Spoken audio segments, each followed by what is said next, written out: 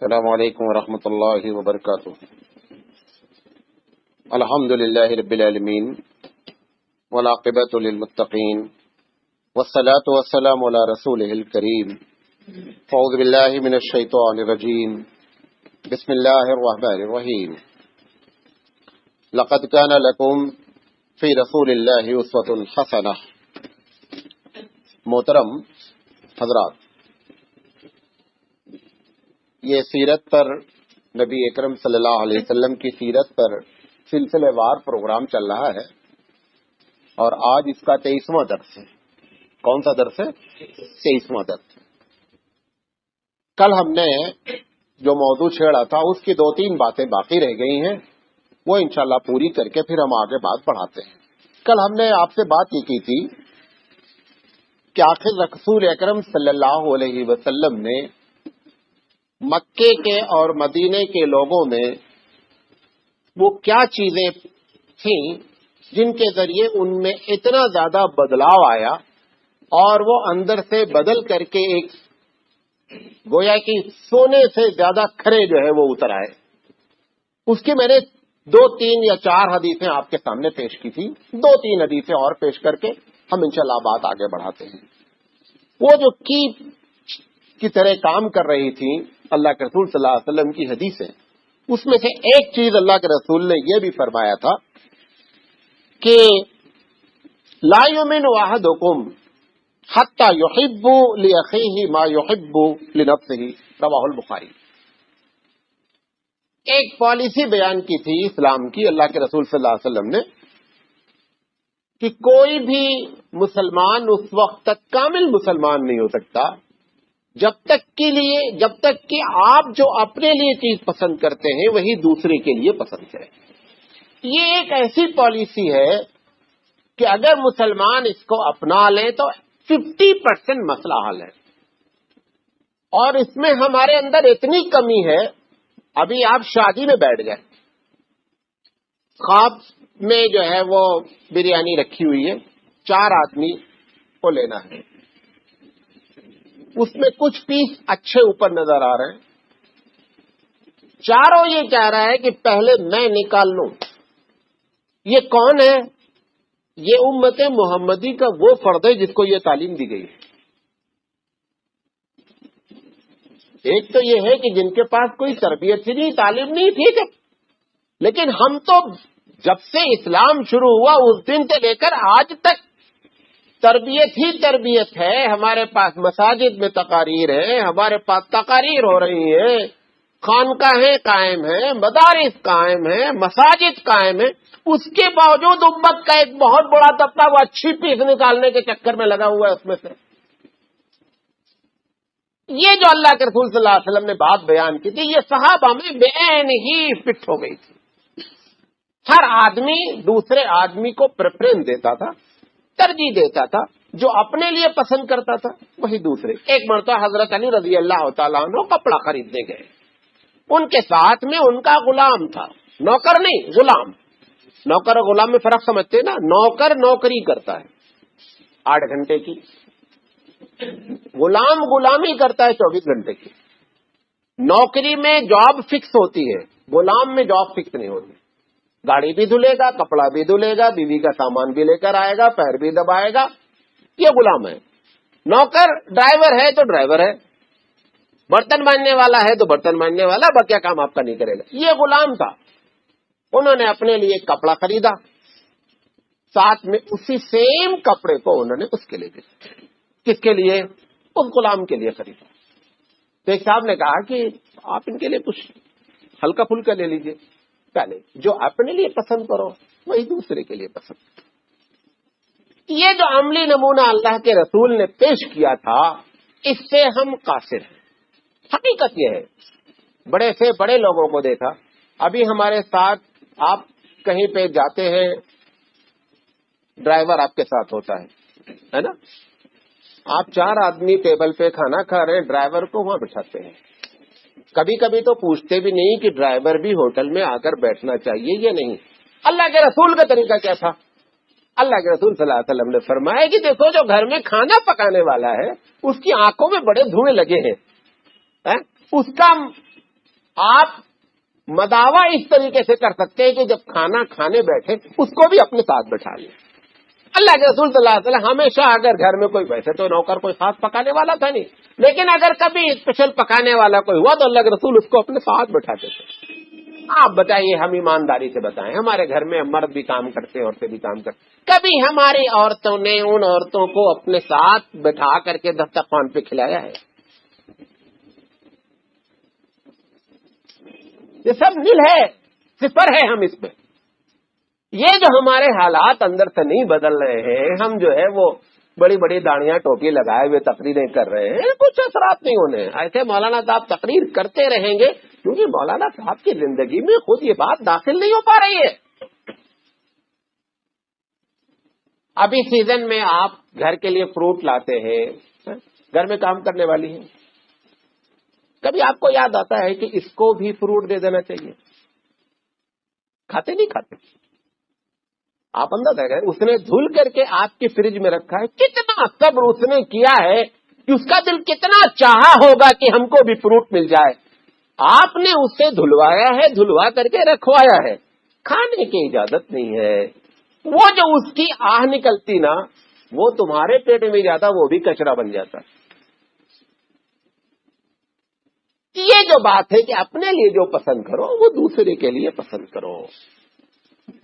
خاص کر ہر وقت اس کا ایک بہترین طریقہ ہے کہ اس جگہ پر اپنے آپ کو رکھو کہ اگر ہم ہوتے تو کیا کرتے، کیا گزرتی ہمارے اوپر.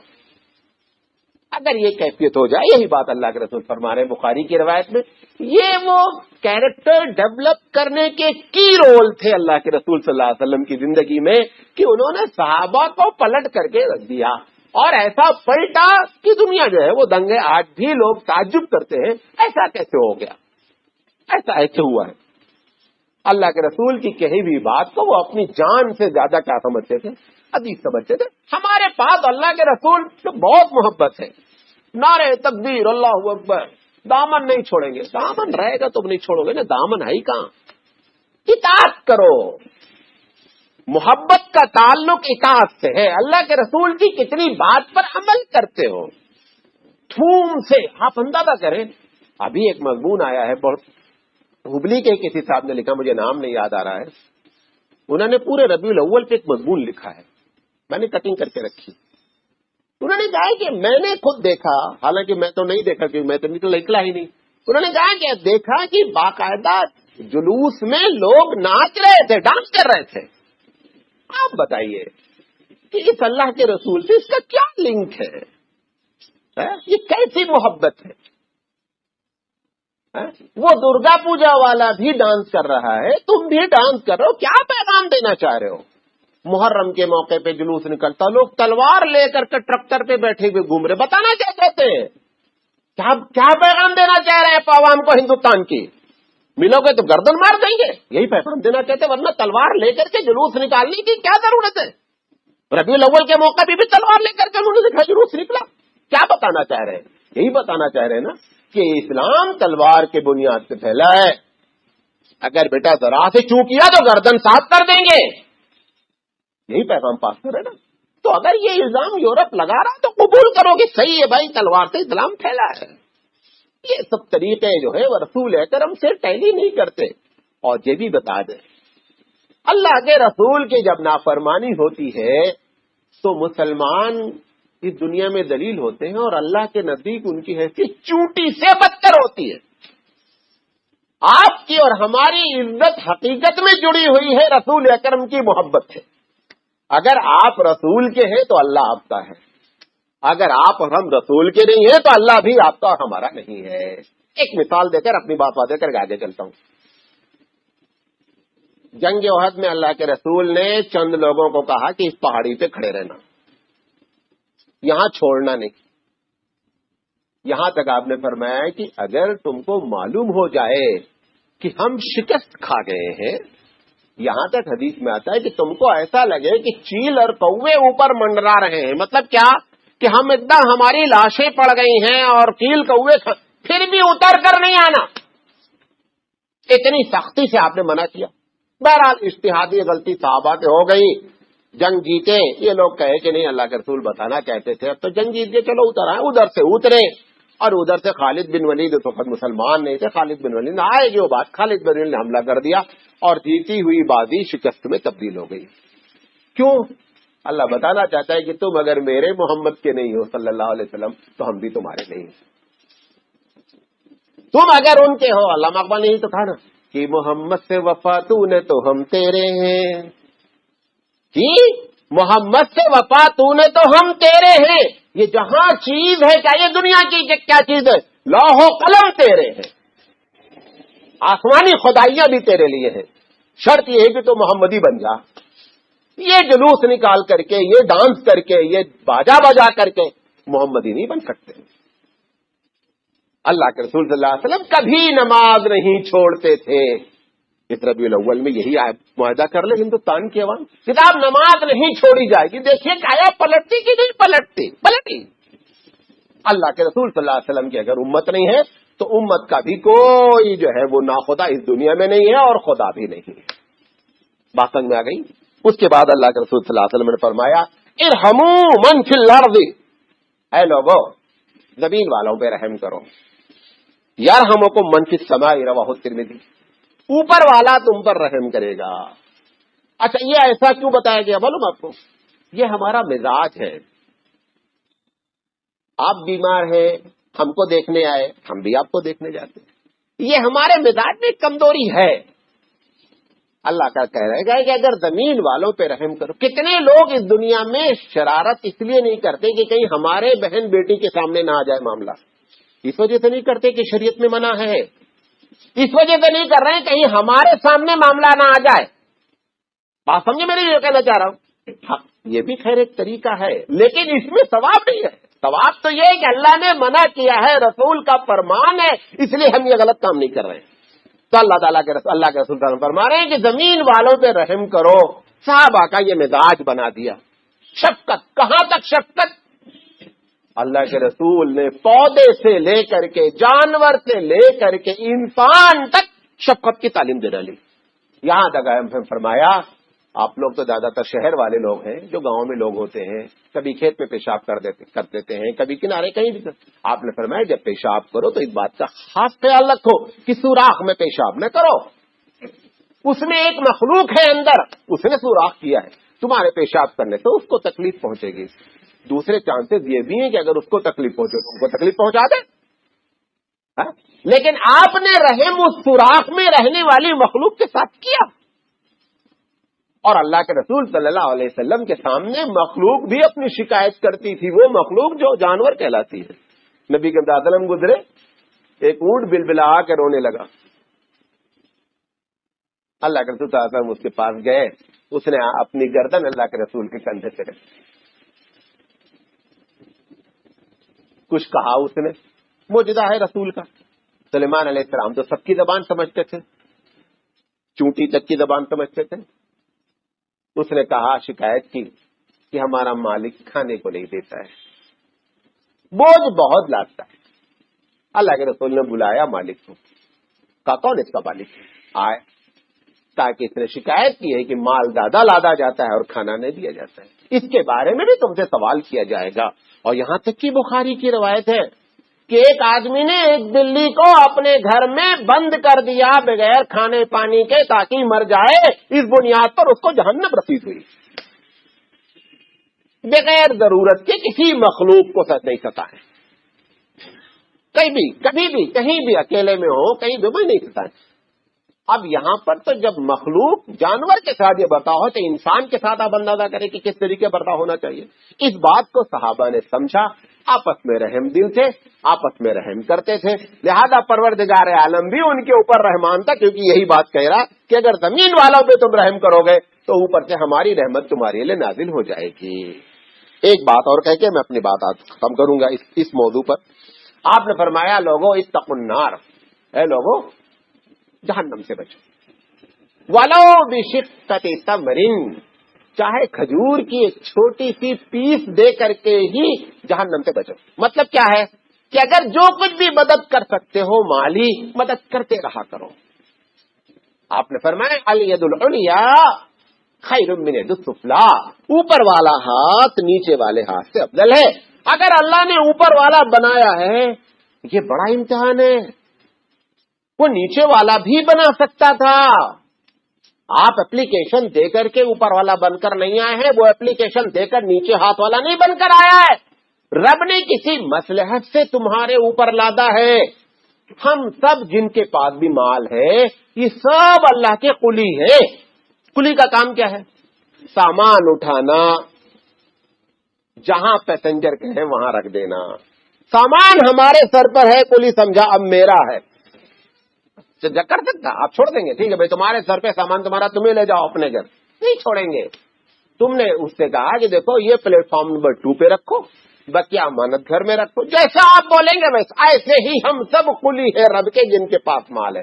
پھر وہ بتاتا اتنا یہاں رکھو، اتنا یہاں رکھو، اتنا یہاں، جہاں جہاں نہیں رکھو گے وہ آپ کے خلاف بھی کمپلینٹ ہوگی کہ آپ کے اوپر سر کے اوپر مال تھا تو سمجھے مال میرا ہے۔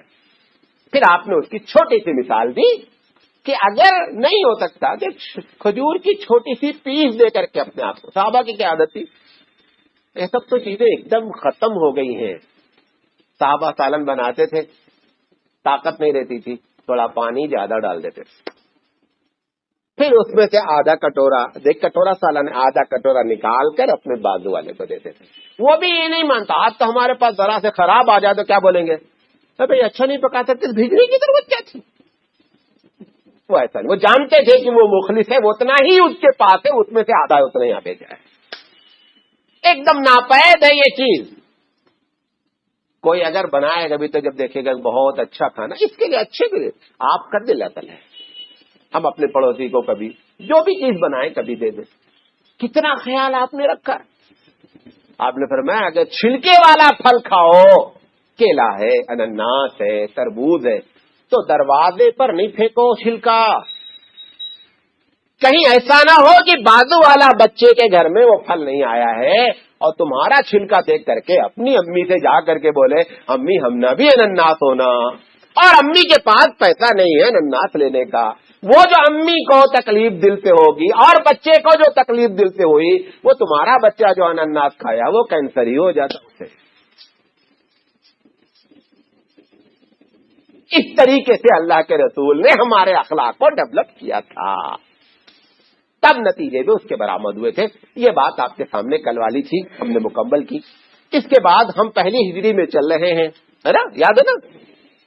اللہ کے رسول صلی اللہ علیہ وسلم نے چونکہ نماز سب سے بڑا مسئلہ تھا، تو نماز کے بعد جو دوسرا مسئلہ تھا کہ لوگوں کو جماعت سے نماز پڑھائی جائے، تو یہ ہوا کہ الگ الگ مشورہ کیا اللہ کے رسول صلی اللہ علیہ وسلم نے کہ بتاؤ جماعت کے لیے کیسے بلایا جائے۔ تو کچھ لوگوں نے کہا کیسا ہے کہ بھوپو بجائیں گے، پو،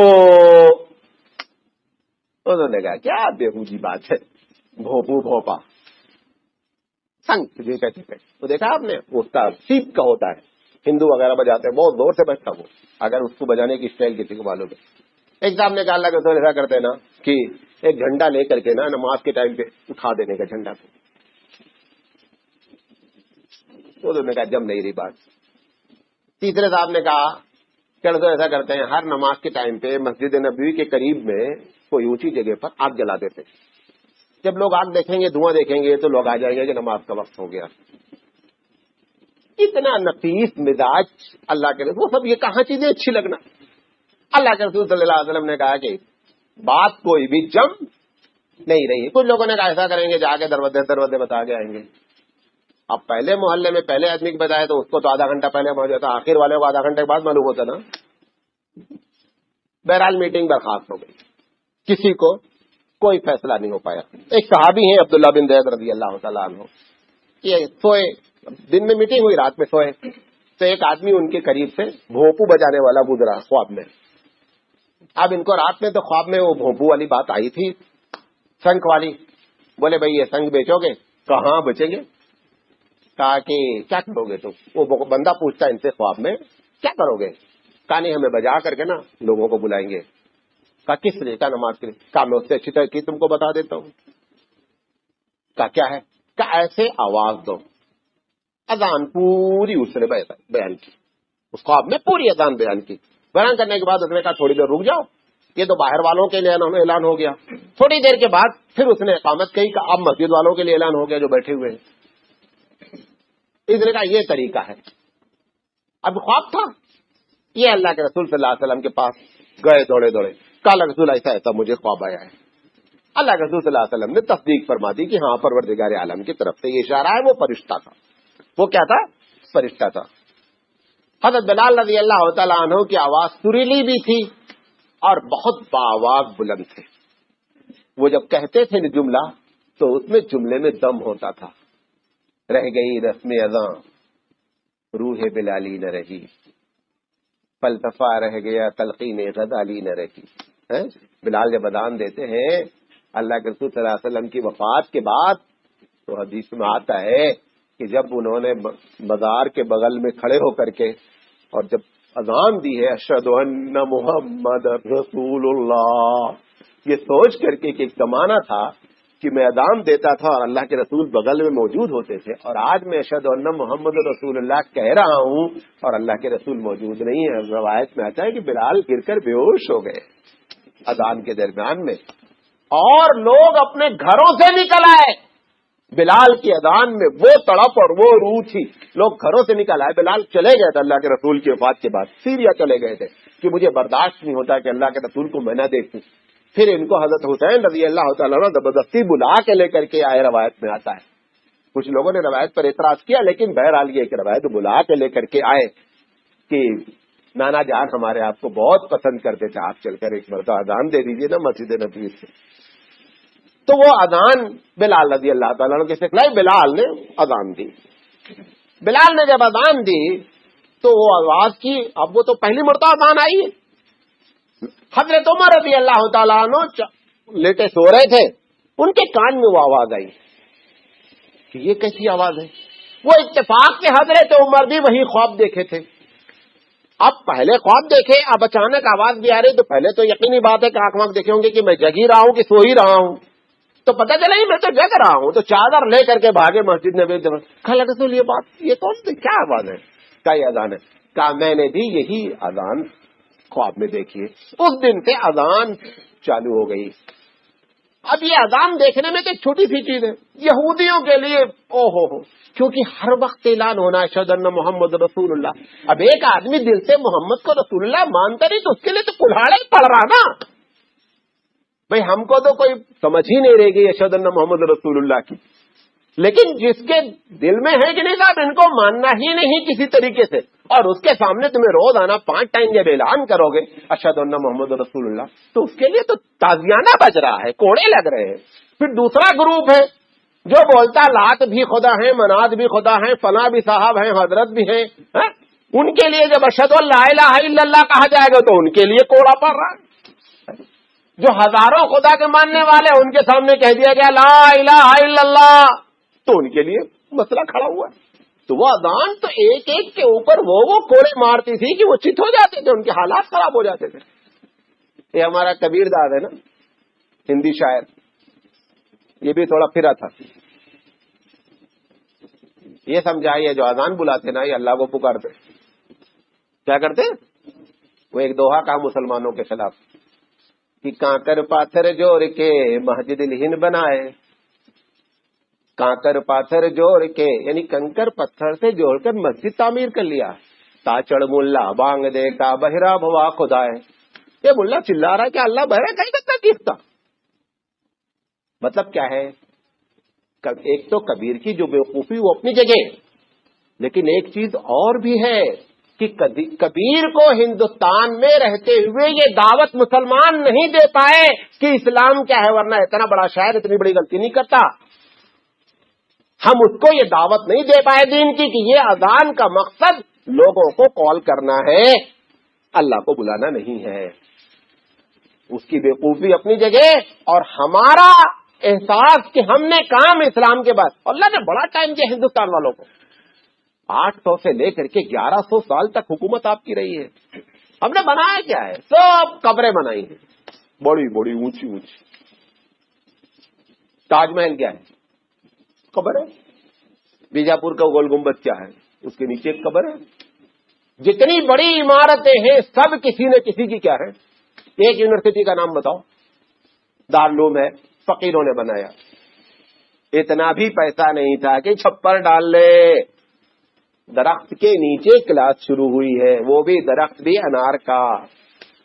جتنے مدارس آپ کو نظر، مظاہر العلوم ہے، عمر آباد ہے، اس میں کون لوگوں کا ہاتھ ہے؟ کون بادشاہ نے ڈونیٹ کر دیا ہے 10-20 کروڑ روپے؟ اللہ ماشاء اللہ کہیں ایک آدھ حیدرآباد وغیرہ میں پرانے مدرسے پڑھو، ورنہ یہ سب بیچارے بوریا نشینوں نے کام کیا ہے۔ یہ مالدار تو اپنی عیاشی میں رہے۔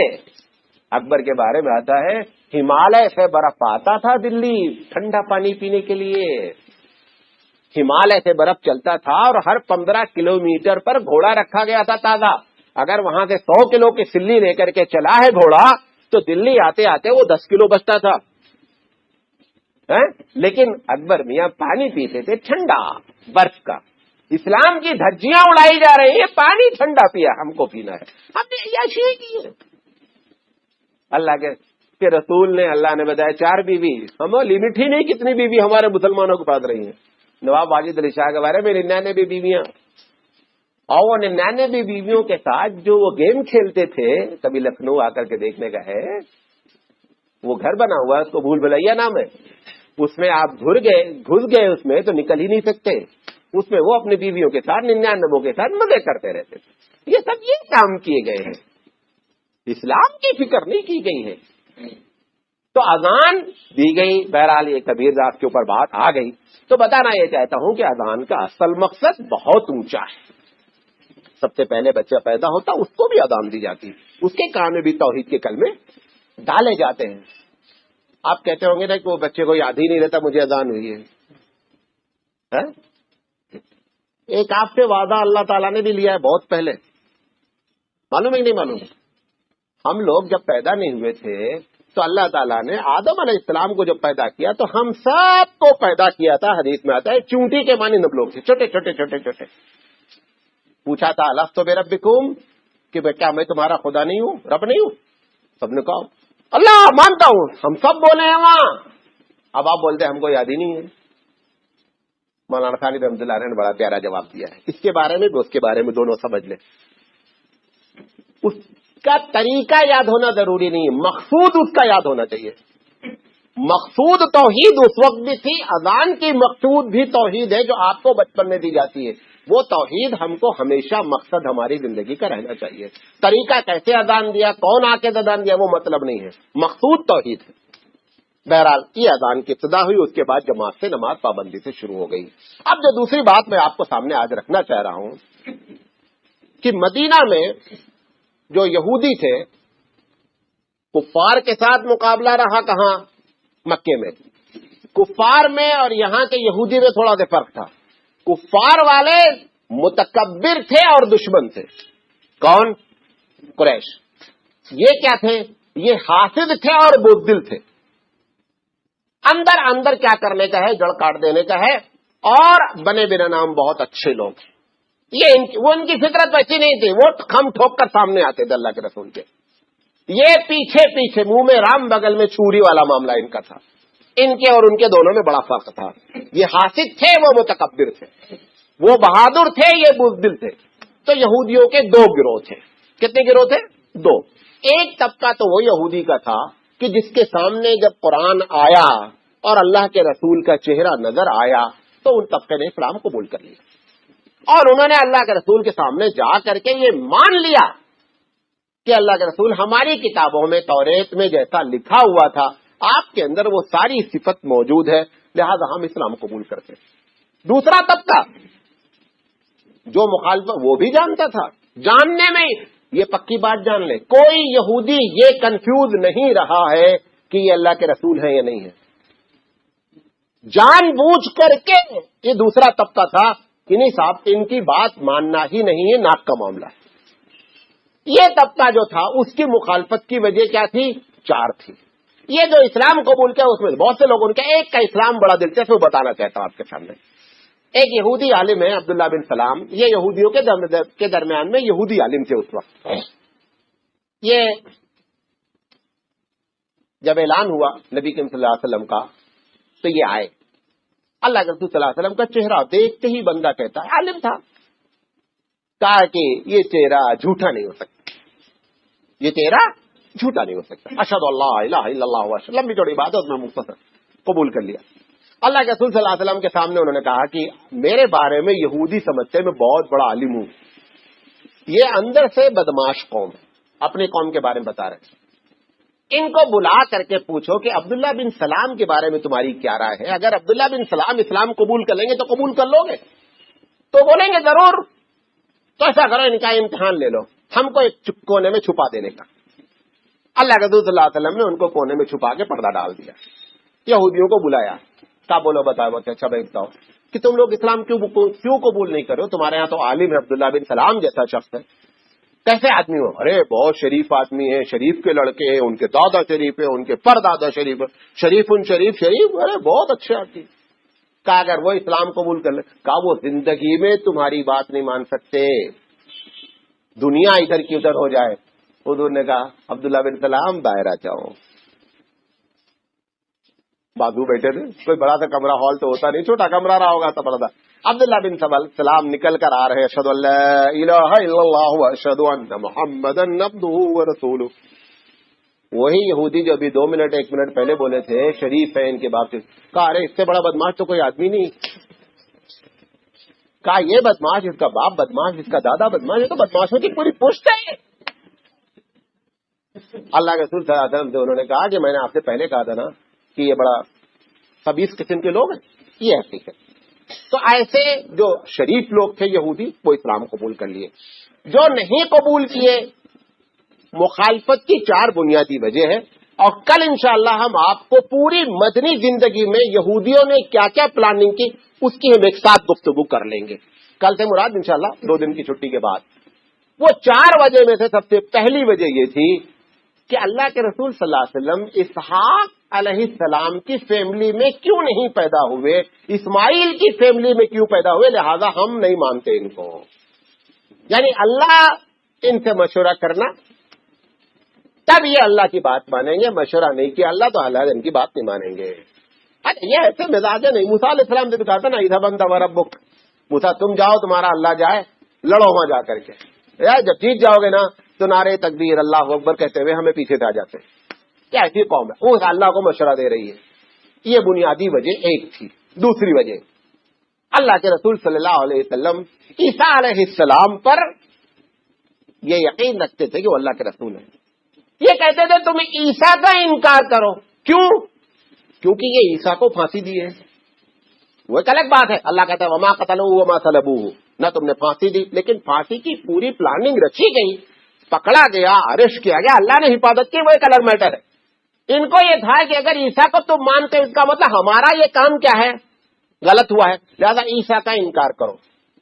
اسی لیے یہ تو آج تمہارے سے دنیا لڑنے کے لیے یہودی اور نصرانی اکٹھا ہیں، ورنہ یہودی نصرانی تو سانپ اور نیولا کی طریقے سے دشمنی ہے. ان کو تو کبھی اکٹھا ہونا ہی نہیں چاہیے. ایک چھوٹی سی آپ کو جھلک دکھلاتا ہوں یہ یہودیوں کے بارے میں کہ یہودیوں کو جہاں جہاں اسرائیلی حکومت تھی کیسے انہوں نے برتاؤ کیا. ایک چھوٹا سا جو ہے وہ، سب سے پہلے یہودی پہلے الگ الگ شام سے جب نکلے تو کچھ مکے میں بسے، ادھر بسے، سوری مدینہ میں بسے، کچھ ادھر ادھر بسے. تو سب سے پہلے حضرت عمر رضی اللہ تعالیٰ عنہ نے ان کو کمپلیٹ کہا کہ عرب دنیا چھوڑ دو بابو، تمہاری شرارت بہت ہو گئی ہے، ہم تمہاری شرارت سے پناہ مانگتے ہیں، تم عرب دنیا چھوڑ دو. یہ 627 عیسوی کی بات ہے، یعنی عیسیٰ علیہ السلام کی پیدائش کے 627 کے بعد. جب یہاں سے نکل کر کے گئے یہ نا تو شام گئے. 890 میں شام والا نے کہا کہ بابو تمہارے ہاتھ جوڑے، تمہاری شرارتوں سے ہم پریشان ہیں. شام والوں نے ان کو جلا وطن کر دیا. کس عیسوی میں؟ 890 میں. 920 کو یہ اسپین وہاں سے گئے. اسپین میں اتنی شرارت کی کہ ان کو اسپین بین ہو گیا 920 میں. 1110 میں اسپین سے انگلینڈ گئے. انگلینڈ میں انہوں نے جو ہے وہ اینٹ سے اینٹ بجا ڈالی. وہ اتنی بڑی حکومت ہونے کے باوجود وہ ان سے پناہ مانگ لیا، وہاں سے نکل گئے. 1290 میں انگلینڈ سے نکل کر فرانس گئے. فرانس میں تھوڑے ہی دن رہے تھے، 15-16 سال. 1306 میں فرانس سے نکل کے بیلجیم بھاگ کر گئے. بیلجیم والوں کو ستایا، بیلجیم سے نکال کر یوگوسلاویا گئے 1370 میں. یوگوسلاویا سے نکل کر کے پھر دوبارہ فرانس آئے 1380 میں. فرانس والوں نے پھر ان کو نکالا 1394 में फ्रांस से निकलकर हॉलैंड गए। हॉलैंड वालों ने 1442 में इनको निकाला और निकालकर ये रूस आए। रूस में इन्होंने वो शरारतें की कि रूस वालों ने 1510 में निकाल करके इटली भेज दिया। इटली वालों में जर्मनी भेज दिया 1540 में, और जर्मनी में फिर हिटलर ने वो बजाया जो आपको मालूम। ये इनकी तारीख है। अब ये जो ईसा अलैहिस्सलाम को सताए, फिर जब ईसा अलैहिस्सलाम के मानने वालों को मौका मिला तो उन्होंने भी इनको खूब बजाया, कोई कसर नहीं छोड़ी। अब नबी करीम सल्लल्लाहु अलैहि वसल्लम से इनकी डिमांड थी कि तुम ईसा का इनकार करो। हमारे पास तो यह है कि हम तमाम अंबिया को अल्लाह का रसूल मानते हैं। अल्लाह के रसूल सल्लल्लाहु अलैहि वसल्लम आखिरी नबी है, लेकिन ये जो नबियों की कड़ी है आदम अलैहिस्सलाम से लेकर मोहम्मद सल्लल्लाहु अलैहि वसल्लम तक, हम किसी को इनकार नहीं कर। हमारी बुनियाद पॉजिटिव है। पॉजिटिव समझते? आप सब नबी का इकरार करेंगे तो मुसलमान होंगे। यहूदी उस वक्त यहूदी होगा जब ईसा का इनकार करेगा और मोहम्मद का इनकार करेगा तो यहूदी बनेगा। उनकी बुनियाद निगेटिव पर है, इनकार करने पर यहूदी। हमारी बुनियाद पॉजिटिव पर है, इकरार करने पर मुसलमान। बहुत बड़ा हमारा उनका क्या है, फर्क है। ये दूसरी वजह थी उनके इख्तलाफ की। तीसरी वजह उनके इख्तलाफ की थी कि ये जिब्रील अलैहिस्सलाम जो तुम्हारे पास आते हैं ना, हमारा इनसे बड़ा पंगा है। अल्लाह से पंगा अपनी जगह, जिब्रील से पंगा। जिब्रील से पंगा क्यों है?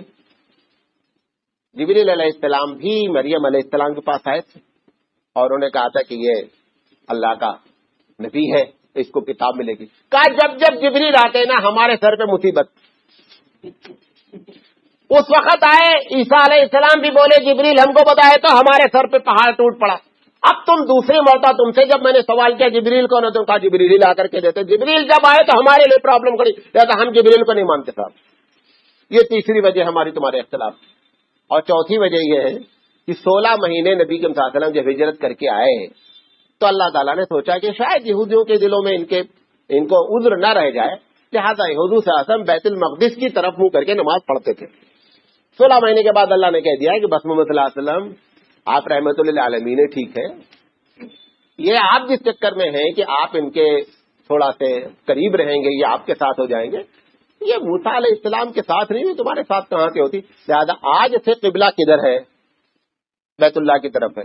ये तो इनके लिए इतना बड़ा मसला हो गया यहूदियों के लिए कि ये साहब किबला बदल दिया तुमने। लिहाजा ये 4 बुनियादी वजह है जिसकी वजह से उस वक्त नबी करीम सल्लल्लाहु अलैहि वसल्लम की इन मुसलमानों से मुखालफत, मुझे नहीं, यहूदियों की नबी करीम सल्लल्लाहु अलैहि वसल्लम और मुसलमानों से मुखालफत हुई। उसके बाद क्यों मुखालफत हुई, उसके बहुत से असबाब और भी हैं। इंशाअल्लाह कल जिंदगी रही तो हम आपसे बात करेंगे कि यहूदियों ने मदनी जिंदगी में नबी करीम सल्लल्लाहु अलैहि वसल्लम के साथ कैसा बर्ताव किया। एक सहाबी का ईमान लाना और आपको बता दें, ये भी ईसाई हैं, सलमान रज़ियल्लाहु तआला अन्हु, सलमान फारसी कहलाते हैं। सलमान फारसी के बारे में एक अजीब व गरीब बात है। अल्लामा ज़हबी रहमतुल्लाह अलैह लिखते हैं कि सलमान फारसी जब इस्लाम लाए हैं तो तकरीबन इनकी उम्र 250 साल थी, और इस पर तकरीबन मुहक्किकीन का इत्तेफाक है 250 से कम नहीं थे। बाद लोगों तो इनकी उम्र 570 बताते हैं, लेकिन 570 में इख्तलाफ है, 250 में किसी का इख्तलाफ नहीं है। ये 250 साल के थे, अकेले बाप के बेटे थे, और ये मजूसी थे, फारस के रहने वाले थे। इनका अब्बा इतना इनको चाहता था कि घर से निकलने नहीं देता था, मारे मोहब्बत में। घर में एक आग थी जिसकी पूजा करते थे, उसका मेंटेनेंस इसके जिम्मेदार कि ये 24 घंटा जलते रहना, बुझना नहीं चाहिए। इत्तेफाक से एक दिन किसी काम के लिए उन्होंने भेज दिया बाप ने। ये गए, रास्ते में एक गिरजा था, वहां टकरा गए किसी पादरी से। वो पादरी का मजहब देखे तो सोचे यार ये तो हम बेमतलब आग की पूजा कर रहे हैं, ये तो सही मजहब है। वहां से ये पलट कर घर आए तो अब्बा ने पूछा बेटा हम तुमको बोले थे पहले जल्दी आना, हम तुम जाते हो बाहर तो हमको बहुत तकलीफ होती है। कहा अब्बा नहीं, वो उधर वो टकरा गया ना, और उसका मजहब तो बहुत अच्छा है। वो बाप ने क्या किया, अभी तक कमरे में बंद रखता था, अब वो जंजीर लगा दिया कि तो हाथ से निकल जाएगा, मैं मजूसी हूं और मैं खुद बहुत बड़ा महंत हूं। बहरहाल ये उस पादरी से फिर किसी तरह मिले, बोले देखे तुम्हारे लिए यहाँ रहने बेहतर नहीं, तुम यहाँ से निकल जाओ, शाम चले जाओ, वहां पर एक पादरी उसके पास रहो। कहा ठीक है, जब शाम का कोई काफिला जाए तो मुझे बता देना। सलमान फारसी रज़ियल्लाहु तआला अन्हु उसने बता दिया कि शाम का कारवान आया हुआ है, वो जाने वाला है। ये बहरहाल किसी तरह निकल करके उस कारवान के साथ शाम चले गए। वहां जाकर के एक पादरी से मिले, वो पादरी धोखेबाज था। رہے وہے بڑی خدمت کیا, وہ انتقال ہو گیا اس کا. یہ پبلک کو انہوں نے بھانڈا پھوڑ دیا ہے کہ یہ حرکت. جیسے ابھی کچھ دن پہلے سارے پادریوں کے اسکینڈل آئے تھے نا پیپر پہ, ویسے وہ بھی ایک اسکینڈل تھا. اس کے بعد اس پادری کے مرنے کے بعد دوسرا پادری اس چرچ کا ذمہ دار, وہ بڑا نیک آدمی تھا, اس کی خدمت کی. وہ جب مرنے لگا تو کہا کہ حضرت تم تو جا رہے ہو, اب ہم کہاں جانا؟ انہوں نے کہا فلاں گاؤں چلے جانا, وہاں پر ایک پادری, وہ بڑا نیک آدمی ہے. وہاں گئے بیچارے, وہاں رہے. وہ مرنے لگا. اب اللہ تعالیٰ نے ان کی قسمت میں اسلام رکھا تھا, ورنہ 250 سال کا کوئی آدمی موجود نہیں تھا اس زمین پر اس وقت. وہ جب مرنے لگا تو پوچھا حضرت میں کہاں جانا؟ کہا فلاں پادری کے پاس چلے جانا. وہاں چلے گئے. جب وہ مرنے لگا پھر پوچھا آپ کہاں جانا؟ کہا دیکھو اس وقت زمین پر ایک نبی آنے والا ہے, اس کا ایک دم آنے کا ٹائم ہو گیا ہے, اور وہ مکے میں آئیں گے اور مدینہ ہجرت کریں گے. تو انہوں نے کہا حضرت کیسے معلوم ہونا کہ یہی بندہ نبی ہے؟ کہا 3 نشانی بتا دیتا ہوں, تینوں ٹرائی مار لینا, اگر وہ ٹرائی تمہاری صحیح ہو جائے سمجھنا یہی نبی ہے. کہا کیا نشانی؟ کہا پہلی نشانی یہ ہے صدقہ دینا, کہ بھائی یہ صدقے کا مال ہے لے لو. وہ نبی بولے گا بھائی ہم صدقہ نہیں لیتے, پہلی پہچان. دوسرا جب گفٹ کہہ کے دو گے تو لے لے گا. اور تیسرا ان کے دونوں کندھوں کے درمیان میں ایک مہر ہے, مہر نبوت. یہ 3 نشانی بتاتا ہوں. بھائی یہ وہاں سے نکلے, ایک عرب کا قافلہ مل گیا, ان سے کہا کہ بھائی ایسا ہے, ان کے پاس کچھ اتنے دن سے جو پیسہ تھا جمع تھا, کہا کسی طرح ہم کو عرب پہنچا دو, جو مزدوری لے لو, جتنا پیسہ میرے پاس ہے سب لے لو. لے لیا. وہ لوگ بدماش لوگ کیا کیے, لا کر کے ان کو مکے کے قریب میں ایک جگہ بیچ دیے, غلام بنا دیے. وہ غلام بنو نذیر کے خاندان کا تھا, وہ لے کر کے مدینہ آ گیا. مدینے میں غلام نے ایک آقا نے خرید لیا, یہودی نے. اس کے بعد وہیں کام کرنے لگے. ایک دن ایک دوسرا یہودی, وہ اس کا چچا تھا, وہ آیا, یہ پیڑ پر کھجور کے چڑھے ہوئے بیچارے اپنا کام کر رہے تھے. تو اس نے کہا کہ یار سنا تم نے مدینے میں ایک نبی آئے ہوئے ہیں اور ان کے بارے میں ایسا ایسا لوگ کہہ رہے ہیں. اب یہ اوپر سے جب سنے نا تو ان کے تو کان, یہ تو اسی کی تلاش میں تھے. یہ کہتے ہیں کہ میں اتنا زیادہ گھبرایا کہ کہیں ایسا نہیں کہ اوپر سے میں بھی گر جاؤں نیچے. مارے خوشی میں اور اندر سے کہ کیسے پوری تحقیق ہونا. وہاں سے جلدی سے نیچے اتر کر کے آئے اور اس سے پوچھا کہ چاچا کیا بول رہے تھے تم؟ تو وہ جو یہودی تھا, جو ان کا مالک تھا, کبھی یہ کچھ بھی بات کر, تم سے کیا مطلب؟ ان کو بیچارے کو 250 سال والے کے جھاپڑ کھینچ کے مارا. کہا تم سے کیا مطلب, وہ جو بھی بات کر رہے ہیں؟ کہا نہیں, وہ جو بتا رہے تھے نبی آئے, میں اس کا تعارف جاننا چاہتا ہوں. کہا اپنا کام کرو جا کے جی. وہ غلام تو غلام بیچارا. پہلے شام کام کیے تو کچھ کھجور وجور اکٹھا کیے, گئے اللہ کے رسول کے پاس. السلام علیکم. اللہ کے رسول یہ کھجور ہے, صدقے کی ہے, قبول فرما لیں. خود انہوں نے فرمایا ہم انبیاء سادات صدقہ دیں گے. تو یہ اپنے دل میں کہتے ہیں ایک نشانی تو پکی ہو گئی.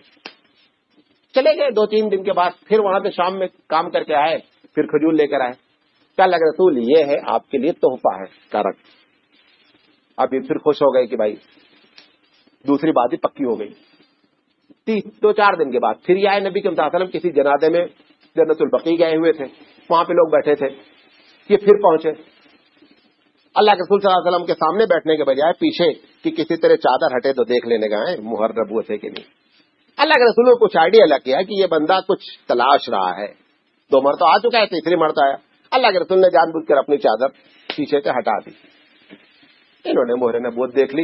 اشہد اللہ الہ الا اللہ اشہد ان محمدن عبدہ ورسولہ. اس طریقے سے سلمان فارسی رضی اللہ تعالیٰ عنہ اتنا بوڑھے ہونے کے بعد اللہ نے ان کی قسمت میں اسلام رکھا تھا, انہوں نے اسلام قبول کیا.